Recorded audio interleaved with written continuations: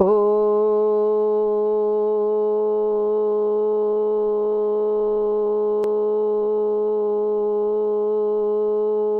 श्री परमात्मने नमः। राधाराधितयोगीशं राधाराधकमव्ययं राधा मनोहरं वन्दे राधया हृतमानसम्। ओम श्री गणेशाय नमः। ओम श्री सरस्वत्यै नमः। ओम राधा कृष्णाभ्यां नमः। ओम गुरु चरण कमलेभ्यो नमः। ओम कुलदेवताभ्यो नमः। ओम ग्राम देवताभ्यो नमः। ओम स्थान देवताभ्यो नमः। ओम वास्तु देवताभ्यो नमः। सर्वेभ्यो देवेभ्यो नमः। सर्वाभ्यो देवीभ्यो नमः। नेपाल जनन्यै नमः। श्रीनिम्बार्क महामुनीन्द्राय नमः। सुमुखश्चैकदन्तश्च कपिलो गजकर्णक लम्बोदरश्च विकटो विघ्ननाशो गणाधिप धूम्रकेतुर्गणाध्यक्षो भालचन्द्रो गजानन द्वादशैतानि नामानि यः पठेत् शृणुयादपि। विद्यारम्भे विवाहे च प्रवेशे निर्गमे तथा संग्रामे संकटे चैव विघ्नस्तस्य न जायते। शुक्लाम्बरधरं देवं शशिवर्णं चतुर्भुजं प्रसन्नवदनं ध्यायेत् सर्वविघ्नोपशान्तये। अभीप्सितार्थसिद्ध्यर्थं पूजितो यस्सुरासुरैः सर्वविघ्नहरस्तस्मै गणाधिपतये नमः। खर्वस्थूलतनुं गजेन्द्रवदनं लम्बोदरं सुन्दरं प्रस्यन्दं मधुगन्धलुब्धमधुपव्यालोलगण्डस्थलम्। दन्ताघातविदारितारिरुधिरैः सिन्दूरशोभाकरं वन्दे शैलसुतासुतं गणपतिं सिद्धिः प्रदं कामदम्। सूर्यः शौर्यमथेन्दुरिन्द्रपदवीं सन्मङ्गलं मङ्गलः सद्बुद्धिं च बुधो गुरुश्च गुरुणां शुक्रः सुखं शंसनि। राहोर्बाहुबलं करोतु सततं केतुः कुलस्योन्नतिं। नित्यं प्रीतिकरा भवन्तु मम ते सर्वेऽनुकूला ग्रहाः। ध्यायेत् नित्यं महेशं रजतगिरिनिभं चारुचन्द्रावतंसं रत्नाकल्पोज्ज्वलाङ्गं परशुमृगवराभीतिहस्तं प्रसन्नम्। पद्मासीनं समन्तात् स्तुतममरगणैर्व्याघ्रकृतिं वसानं। विश्वाद्यं विश्ववन्द्यं निखिलभयहरं पञ्चवक्त्रं त्रिनेत्रम्। हे राधे वृषभानुभूपतनये सर्वेश्वरी राधिके। हे कृष्णानन पंकज भ्रमरिके कृष्णा प्रिये माधवी। ओम राधा कृष्णाभ्यां नमः। माता कृष्णो मत्पिता कृष्णचन्द्र स्वामी कृष्णो मत्सखा राधिकेश। सर्वस्वं मे कृष्णचन्द्रोर्दयालुर्नान्यं जाने नैव जाने न जाने। जय जय श्री राधे श्याम। समादरणीय वंदनीय पूजनीय भगवत पाद सेवा अनुरक्त भक्त महानुभावहरू, सदा झैं यहाँहरूलाई यही समयमा हार्दिक नमन, हार्दिक अभिवादन, हार्दिक हार्दिक हार्दिक मंगलमय शुभकामना। हामी अध्यात्म चिन्तनमा निरन्तर लागिरहेका छौं। यो अध्यात्म चिन्तनले हामीलाई सबभन्दा परम सुख दिन्छ। अध्यात्मको चिन्तन भनेको वास्तवमा के हो त भन्दा आफ्नो आत्मा र ईश्वरको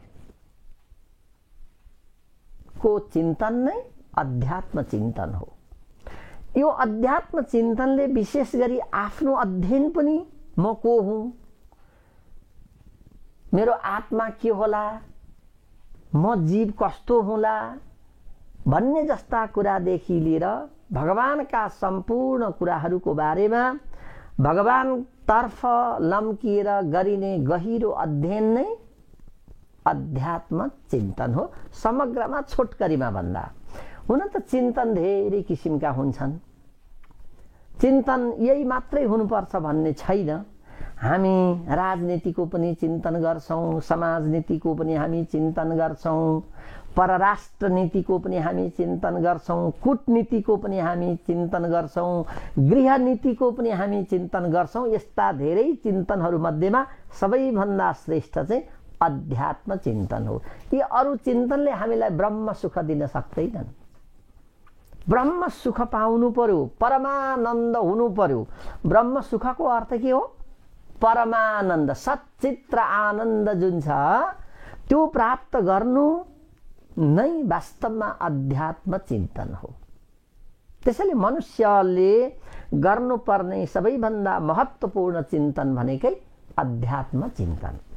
यसले किन यो महत्त्वपूर्ण भयो भन्ने कुरामा यसले मनुष्यलाई पूर्ण मानव बनाउँछ, सफल मानव बनाउँछ, आचरणयुक्त मानव बनाउँछ, अनुशासित र मर्यादित मानव बनाउँछ।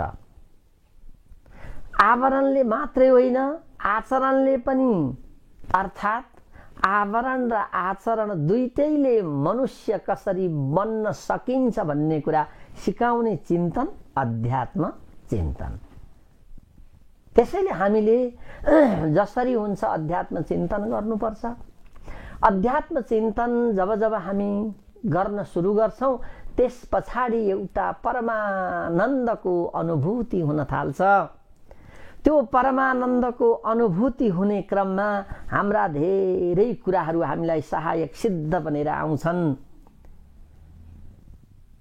त त्यसै क्रममा आज म यहाँहरूलाई यही अध्यात्म चिन्तन अन्तर्गत नै जाँदाखेरि हामी सबैले भन्ने गरेको एउटा मन्त्रलाई यसको महत्त्व के छ भन्ने बारेमा अलिकति बताउन चाहन्छु। जस्तो मैले सुरुमै पनि भने ओम, यही ओमको बारेमा के छ त, यसलाई किन यसरी जप्नु पर्छ, अथवा ओम के हो, यसको उच्चारण कसरी गर्ने, कति बेर गर्ने, किन गर्ने, कसका लागि गर्ने भन्ने कुराहरू यदि हामीले थाहा पायौं भने हामीले यसलाई कहिल्यै पनि छोड्दैनौं। आज यसलाई एउटा वैज्ञानिक तथ्यको आधारमा, वैज्ञानिक तथ्य अहिले हामीलाई चाहिएको छ, किनभने हाम्रो वास्तवमा यो यसै पनि वैज्ञानिक छ। यसलाई त कुनै खोज्नु पर्ने थिएन, यसलाई व्याख्या गर्नुपर्ने थिएन, यसको महत्त्व बताउनु पर्ने थिएन। तर कालखण्डले के गर्यो भने हाम्रो पूर्वीय दर्शन अहिले अलिकति ओझेलमा परे जस्तो छ।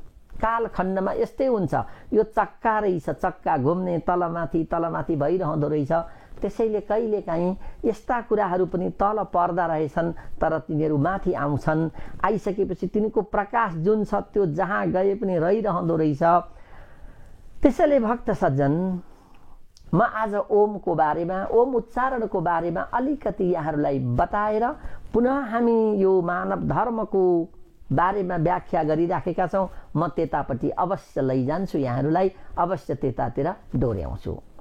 त यो ओम जप्दा के फाइदा हुन्छन् त? हामीले त फाइदा नै हेर्ने हो जसरी भए पनि।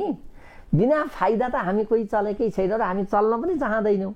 त्यहाँ जाँदा यो गर्दा के कति फाइदा हुन्छ भनेर हामी अगाडि बढ्छौँ। यो सोच्नु पनि एकदमै राम्रो हो, फाइदा हुने कुरामा लाग्नु पनि पर्छ, त्यो कुरो ठिक हो। तर मात्रै के हो भने सांसारिक कुराको फाइदा र पारमार्थिक कुराको फाइदामा फरक छ। यी सांसारिक कुराका फाइदा क्षणिक हुन्छन्।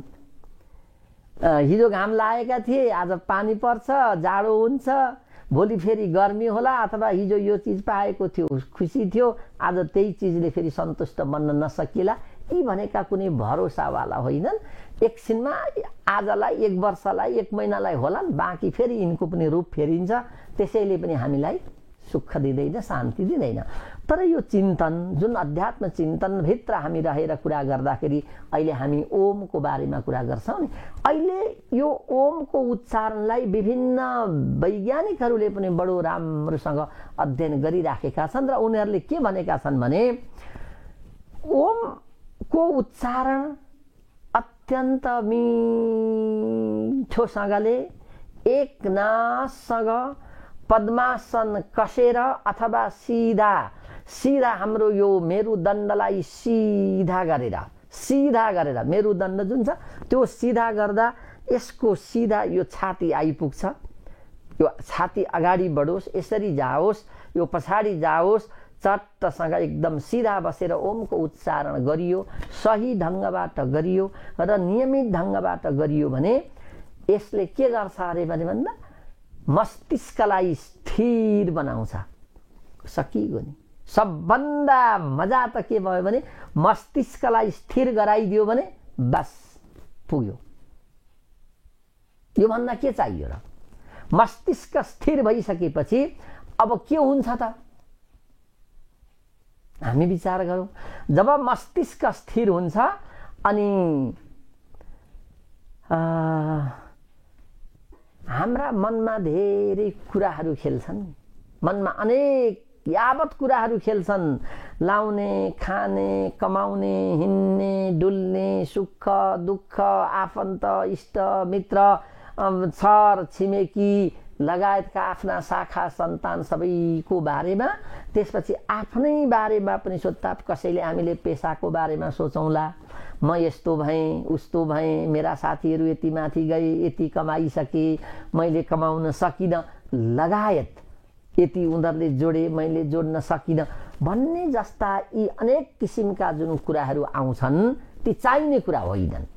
अघि आफ्नो कर्म गर्दै जाने, कर्मण्येवाधिकारस्ते मा फलेषु कदाचन, भगवानले त्यति राम्ररी भनिदिनु भएको छ, तिमी कर्म गर्न नछोड, फलको आशा नगर भनेर उहाँले भनिदिनु नै भएको छ। यदि मस्तिष्कलाई स्थिर राख्ने हो भने ओम बडो राम्रोसँग जप्नुपर्छ। त्यो गर्यो भने यसले के गर्छ त भन्दा मनमा कुरा खेल्नलाई टक्कै रोकिदिन्छ। मनमा अनावश्यक कुराहरू खेल्नै पाउँदैनन्। अब जब मान्छेका मनमा धेरै कुरा खेल्छन् नि, त्यो मान्छे अत्यन्त रोगी हुन्छ, मनोरोगी। शारीरिक त यसै पनि होला। अघि अब मनले रोगी हुन थालिसकेपछि मान्छेलाई शारीरिक रोगले पनि गाँच्न थाल्छन्। त्यसैले अर्काको बारेमा धेरै खोजी नीति गर्ने त्यो एउटा मनोरोग हो। अर्काको फलानाले यसो गरो उसो गरो भनेर जो अर्काको धेरै चियो चर्चो निन्दा गर्छ नि, वास्तवमा त्यो मान्छेलाई भन्नुपर्छ महारोगी। बिचरा उसले पनि जानेर गरेको त होइन होला, नभए त किन अर्काको निन्दा चर्चा गरेर समय बिताउँथ्यो होला र। तर त्यो मस्तिष्क स्थिर भएन। मस्तिष्क स्थिर नभए पनि यस्तै यस्तै कुराहरू आइरहन्छन् यो स्वाभाविक रूपले। त्यसैले यस्तो नहोस् भन्नका लागि त्यो अस्थिरताको ठाउँमा स्थिरता कायम गर्नका लागि पनि ओम बडो आवश्यक छ भनेर आज वैज्ञानिकहरूले पनि यसलाई पुष्टि गरिसकेका छन्। अनि त यो ओमले के गर्दो रहेछ त, यो कसरी हुन सक्छ त भन्दा जब हामी ओमको उच्चारण बडो राम्ररी लामोसँग एकदम बिस्तारोसँग स्वर बढाउँदै बढाउँदै बढाउँदै पहिले बिस्तारै हुँदै हुँदै हुँदै हुँदै हुँदै हुँदै लगेर गऱ्यौँ भने अनि हामीलाई के हुन्छ त भन्दा मस्तिष्कमा ऊर्जा थपिन्छ, शक्ति थपिन्छ। त्यो शक्तिको त्यो वृद्धि हुन्छ। यसलाई पनि त इनर्जी चाहियो नि, शक्ति चाहियो नि, यो ब्रेनलाई पनि मस्तिष्कलाई पनि। यो पनि त्यसै चल्नेवाला त छैन। यो त झन् यो एकदम मुख्य नै हो। शरीरको सबैभन्दा महत्त्वपूर्ण मस्तिष्क छ। छिसिक्क केही गर्नु हुँदैन, यहाँ पुगिहाल्छ सूचना। त्यहाँ सूचना पुगेन भने ठान्नु पर्यो कहीँ गडबड छ, शारीरिक रूपमा केही गडबड छ। यो त अलिकति तपाईँको औँलाको टुप्पामा पनि अलिकति छोइदिनुहोस् त कति सेन्सिटिभ छ, राडार जस्तो छ, यहाँ छुने बित्तिकै यहाँ खबर पुगिसक्छ। कस्तो राम्रो सम्बन्ध। त्यसैले त्यो शक्तिलाई अझ यसले बढाइदिन्छ। अनि ओमलाई राम्रोसँग उच्चारण नियमित ढङ्गबाट हामीले गर्न सक्यौँ भने यो मुटुको धड्कनलाई पनि यसले नियन्त्रणमा ल्याउन सक्छ र मुटुको धड्कनलाई पनि व्यवस्थित बनाइदिन्छ। मुटुको धड्कन पनि व्यवस्थित हुन्छ। कहिले एकैचोटि डड डड डड डड चल्ने, कहिले रोकिए जस्तो हुने, कहिले फेरि आफ्नै गतिमा जाने, यस्तो उतार चढाव जुन हामीले इको गर्ने भन्छौँ नि अघि, अनि त्यहाँ गएर हेर्दाखेरि त्यो देखिन्छ। यदि ओमलाई राम्रोसँग उच्चारण गरियो, नियमित ढङ्गबाट दैनिक रूपबाट गरियो भने त्यो मुटुको धड्कनमा पनि नियमितता आउँछ, त्यसलाई पनि यसले मिलाएर राख्छ। त्यसपछि श्वास प्रश्वास, हामीले यदि ओमलाई राम्रोसँग चाहिँ जप्यौँ भने हाम्रो यो दम हुने जुन रोगी छौँ नि हामी, दम हुन्छ, त्यो रोगलाई पनि कमजोर गर्छ। श्वास प्रश्वासलाई पनि यसले बडो फाइदा पुर्याउँछ। यो भइरहेको छ नि हो, त्यस्तो रोगलाई पनि यदि ओमलाई हामीले नियमित ढङ्गबाट बिहानको ब्रह्म मुहुर्तको त साह्रै ठुलो महत्त्व छ, पछि हामी चर्चा गरौँला, अहिले त्यतातिर नजाउँ। तर ब्रह्म मुहुर्तमा यसको जप्नु, यसलाई जप्नु अत्यन्त महत्त्वपूर्ण हुन्छ। किन फेरि जुन बेला पायो त्यही बेलामा जपेर पनि यो हुनेवाला होइन, यसको पनि समय छ। अनि त्यति मात्रै होइन, ओमलाई राम्रोसँग जप्यो भने यो रक्त सञ्चार, ब्लड सर्कुलेसन जुन हुन्छ हाम्रो शरीरमा, हाम्रो एउटा ब्लड सर्कुलेसन सिस्टम नै छ यहाँ, रक्त सञ्चार प्रणाली भनेर जसलाई भनिन्छ। यहाँ त विभिन्न 5-6वटा प्रणाली छन् मुख्य। ती प्रणाली मध्येको एउटा प्रणाली हो रक्त सञ्चार प्रणाली, अर्को छ पाचन प्रणाली, अर्को श्वास प्रश्वास प्रणाली, यस्तै मध्येको एउटा हो रक्त सञ्चार प्रणाली। त्यसमा पनि राम्रोपन आएन भने कतै हाम्रा औँलाहरू सुक्ने, औँला चाउरिने, अनि अनेक किसिमका अरू ती फोकाहरू निस्कने, है लुर्कनहरू निस्कने, यो कालो भाग भएर जाने, यस्तो हुन्छ। रक्त सञ्चार पनि राम्रोसँग भने कतै निधाए जस्तो हुने, कहीँ झमझम भइदिए जस्तो हुने, यो सबै के हो भने रक्त सञ्चार सही ढङ्गबाट हुन नसक्नुको परिणाम हो। यो अरू केही पनि होइन। झननन्न गरिराख्ने त्यो रक्त सञ्चारमा त्यो सही ढङ्गबाट ती कोषहरू राम्रोसँग फुल्न पाएनन्, अनि रगत त्यहाँ बहन पाएन, नपाइसकेपछि त त्यो ठाउँ यसै पनि अनि मर्दै जान्छ। त्यसैले ओमको उच्चारण यदि नियमित ढङ्गबाट निकै लामोसँग यसलाई त बढाउँदै लानुपर्छ। ओमको ओम ओम ओम ओम मात्रै भनेर पनि हुँदैन, त्यो ओमको त प्रक्रिया छ। ओम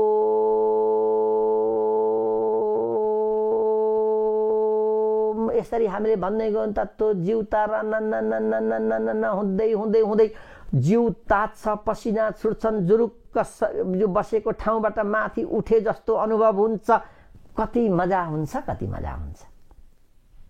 त वैज्ञानिकहरूले आज यही कुरा पत्ता लगाएका छन् र रक्त सञ्चारमा पनि अत्यन्त सकारात्मक असर यसले पुर्याउँछ है, असर छोड्छ है भनेर पनि उनीहरूले भनिरहेका छन्। र त्यति मात्रै होइन, स्मरण शक्ति पनि बढाउँछ। ओमको उच्चारण राम्रोसँग हामीले सधैँभरि गऱ्यौँ भने, किनभने अघि नै हामीले भन्यौँ मस्तिष्कको ऊर्जा शक्ति बढाउँछ भन्ने बित्तिकै त्यो स्मरण शक्ति पनि बढ्छ र त्यसरी बढ्दै जाँदा ईश्वरीय तत्त्व के हो भनेर बुझ्नमा बडो सजिलो हुन्छ। किन यो तत्त्व त्यति सजिलै गरी बुझ्ने त होइन। ईश्वर भनेको के हो? अहिले मान्छेहरू भन्छन् नि, ओहो यसै भित्रमा पनि हेर्न अर्धविद्या भयङ्करी, कहाँ छ तेरो ईश्वर, खै त यस्तो गर्यो उस्तो गर्यो भन्छन् ती कठैभरि नबुझेका मान्छेहरू। यो त्यही हो, अध्यात्मको चिन्तनमा कमी आउनेहरूले यस्ता बक्कम फुसे कुराहरू गर्छन् र अनि त्यत्तिकै मान्छेलाई रणभुल्लमा पारिदिन्छन्। यदि ओमको उच्चारण गर्यौँ भने वास्तवमा जीवन के हो, जगत के हो, म को हो, मेरो आत्मा के हो, ईश्वरीय तत्त्व के हो, यो ब्रह्म के हो, संसार के हो, यी सारा कुराहरू राम्रोसँग बुझ्न सक्छन्। त्यसैले स्मरण शक्ति पनि बढ्छ, ईश्वरीय तत्त्व पनि भेट्न सकिन्छ र ओमको उच्चारण सही ढङ्गबाट भयो भने हाम्रा यी इन्द्रियहरूको सञ्चालन पनि सही ढङ्गबाट हुन सक्छ। किन? सही ढङ्गबाट हात चल्नु पर्यो, सही ढङ्गबाट गोडा चल्नु पर्यो, सही ढङ्गबाट आँखा चल्नु पर्यो, मुख चल्नु पर्यो, जिब्रो चल्नु पर्यो। हरेक कुराहरू त या त अहिले सबै तन्दुरुस्त हुँदाखेरि केही छैन जस्तो लाग्छ, तर एउटामा मात्रै थोरै गडबडी आओस् त अनि सारा सिस्टममा, सारा प्रणालीमा त्यसले आघात पुर्याउँछ। अनि थाहा हुन्छ एउटा औँलो चलाउनका लागि कतिवटा कुराहरूमा भर पर्नु पर्दो रहेछ भन्ने कुरा त्यतिखेर थाहा हुन्छ। त्यसैले यी कुराहरूमा फरक आउँछ। त्यसमा पनि एकदम राम्रोसँग सकारात्मक रूपले इन्द्रियहरू सही ढङ्गबाट चल्न सक्छन्। त्यस पछाडि जब मान्छेले ओमको उच्चारण सही ढङ्गबाट गर्छ, त्योभन्दा पनि बडो विचित्रको कुरा त के छ भने मानिसको स्वभाव र आचरणमै फरक पर्न थाल्छ। मान्छे आचरण र स्वभावमा फरक पर्नुको अर्थ हिंस्रक बन्दैन। अरूप्रति दया, करुणा, माया, ममता, सद्भाव स्वतः बढ्दै जान्छ। त्यो बढ्दै जानुको अर्थ त कति राम्रो, कति जीवको कल्याण हुनु भनेकै त्यही हो। अनि उसमा सकारात्मक सोचहरू, स्वभाव र धारणामा नै फरक पर्न थाल्छ, आचरणमै फरक पर्न थाल्छ र शारीरिक तन्दुरुस्ती पनि फुर्तिलो भएर आउँछ। मुखमा कान्ति तेज बढ्न थाल्छ, त्यस्तै धप धप धप्पले जस्तो तेजिलो अनुहार हुन सक्छ, ऊ चम्किलो भएर बस्न सक्छ। त्यसैले यो ओम धेरै छन्। यसलाई हेर्दै जाँदाखेरि यसका फाइदाहरू, किनभने ओम ब्रह्म, ओमलाई त ब्रह्म मानिएको छ। हामीले ब्रह्म मान्दाखेरि त्यही ओम ब्रह्म पनि भन्छौँ। ब्रह्म भनेकै ओम हो, खम भनेको पनि ब्रह्म नै हो, कम भनेको पनि ब्रह्म नै हो। हेर्नु है, ब्रह्मलाई चिनाउने ओम पनि हो, कम पनि हो, खम पनि हो। कतै हामी खम ब्रह्म भनेको हामी भेट्छौँ। वेदमा विशेष गरी वेदमा चाहिँ ओम ब्रह्म भन्ने कुरा आउँछ, खम ब्रह्म भन्ने कुरा आउँछ, अनि त्यसै गरी कम ब्रह्म पनि आउँछ। र हाम्रा यी पौराणिक कुराहरूमा हामी जहाँ सुरु गर्दा पनि ओमबाट हामी सुरु गर्छौँ। त्यसैले वैज्ञानिक तथ्य यो यस्तो किसिमको छ भनेर मैले अलिकति यहाँहरूलाई जुन एउटा दिने धृष्टता गरेँ, मलाई लाग्छ यसले यहाँहरूलाई केही न केही सहयोग पुर्याएकै हुनुपर्छ। र हामी निरन्तर यो अध्यात्म चिन्तनमा जाने क्रममा केमा छौँ भने अध्यात्म चिन्तनतर्फ हामी लम्कँदाखेरि हाम्रा धर्म के हुन् अथवा मानव धर्म के हुन् भन्नेतिर हामी लगातार रूपमा गइराखेका छौँ। हामी गइराखेका छौँ। त सच्चा मानव हुनका लागि नियम पालना गर्नुपर्छ। नियम पालना नगरिकन कुनै पनि कुरा प्राप्त हुन सक्दैन। त्यो प्राप्ति गर्नु छ भने त्यही अनुसारका नियमहरू पालना गर्नुपर्छ, अनि मात्रै सम्भव हुन्छ। हामी अध्यात्म चिन्तनमा छौँ। अध्यात्म चिन्तनमा जाँदाखेरि हामी सच्चा मानव नभइकन, पूर्ण मानव नभइकन, साँच्चै सुपात्र नभइकन यो अध्यात्म चिन्तन हुन सक्दैन। किनभने यो अत्यन्त कठिन छ, यो अत्यन्त जटिल छ। हुन त यो जताततै छ, जताततै छ, तर त्यसलाई पाउनका लागि बडा कठिन छ। जस्तै ईश्वरीय तत्त्व अघि हामीले कुरा गरेका थियौँ। मानव धर्मले राम्रोसँग गर्यो भने हाम्रो अन्तिम लक्ष्य ईश्वर प्राप्त गर्नु हो। त्यो ईश्वर प्राप्त गर्नु भनेको परमानन्दको अनुभूति हो। त्यो परमानन्दको अनुभूति भनेको सबै कुरा मिलिसकेपछि मात्र पाइने कुरा हो। र त्यो कहाँ छ, त्यो ईश्वरीय तत्त्व कहाँ छ भनेर भन्दा यसमा एउटा मिठो कथा पनि छ। म अर्को दिन यहाँहरूलाई त्यो कथा पनि अवश्य भन्ने छु। ईश्वरीय तत्त्व कहाँ छ, कुन छ भन्ने कुरामा हामीले यी मानव धर्म जब बुझिसक्छौँ र त्यसअनुसार हामीले आफूलाई अनि निर्माण गऱ्यौँ भने त्यो पनि हामी पाउन सक्छौँ। र आज हामी मानव धर्म मध्येका महत्त्वपूर्ण बुँदाहरू हाम्रा धेरै छन्, जसलाई हामीले बिस्तारैसँग भनेर बिस्तारैसँग बुझाउँदै भरिसक्कै सुन्दा सुन्दै यो दिमागमा केही पसोस्, केवल खरर भन्नु होइन। यसलाई दुईचोटि दोहोऱ्याएर पो हुन्छ कि तीनचोटि दोहोऱ्याएर पो हुन्छ कि ओहो आज त मैले यो कुरा चाहिँ यसरी रहेछ भनेर छर्लङ्ग सुनिसक्दाखेरि छर्लङ्ग होस् भन्ने पनि मेरो चाहना छ। यहाँहरूलाई कुनै त्यस्तो जिज्ञासा भए नबुझिए यहाँहरूले हामीलाई हाम्रो टेलिफोन नम्बरमा सम्पर्क गरेर पनि सोध्न सक्नुहुन्छ। हेर्नुहोस्, किनभने बादे बादे जायते तत्त्वबोध, यहाँ जान्ने कोही हुँदैन, हामी तपाईँ हामी सबै जान्ने छौँ। कसैले कुनै क्षेत्र जानेका होला, कसैले कुनै क्षेत्र जानेका होला, जाउँ, आखिर तपाईँ हामीले जानेको ज्ञानलाई नै बाँड्नु हाम्रो परम कर्तव्य पनि हो। त्यही परम कर्तव्यलाई नै सम्झेर अहिले म मानव धर्मका बारेमा केही व्याख्या गर्दैछु। केही अलिकति आफूले जानेका कुराहरू यहाँहरूलाई बुझाउने सुनाउने धृष्टता पनि गर्दैछु। धेरैले मन पनि पराइदिनु भएको छ, मन पनि पराइदिनु भएको छ। यो हो कि जस्तो लागेरै त होला। यहाँहरूको जय होस्, कल्याण होस्। यसै गरी हामीलाई मन पराइदिनुहोस् र नजानेका कुराहरू केही जिज्ञासा भए हामीलाई राख्नु पनि होला।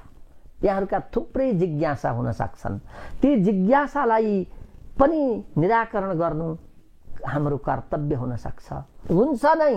त्यतातिर पनि हामी सोचिराखेका छौँ। त्यस्तो कुनै भए इच्छा छ, जान्ने इच्छा छ, बुझिएन भने त्यो पनि हामीलाई हाम्रो टेलिफोन नम्बरमा सम्पर्क गरेर यो के हो भनेर प्रश्न टिपाइदिनु होला।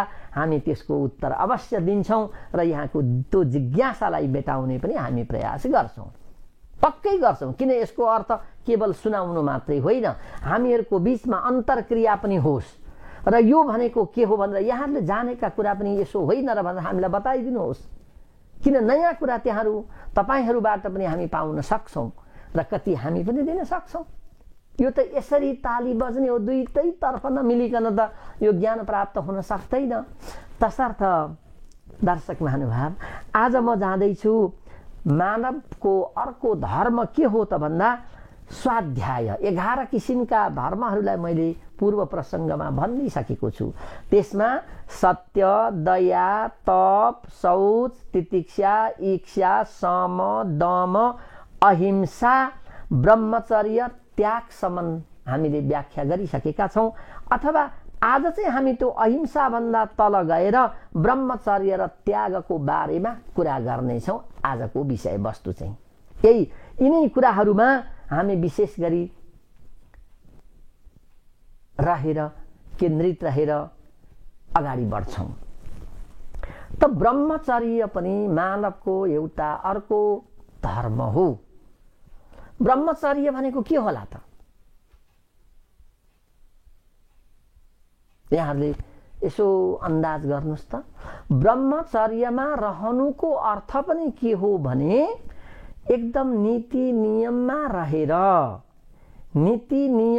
रहेर र एउटा बिहे गर्ने उमेरभन्दा पहिले नै हाम्रो स्त्री प्रसङ्ग नहोस्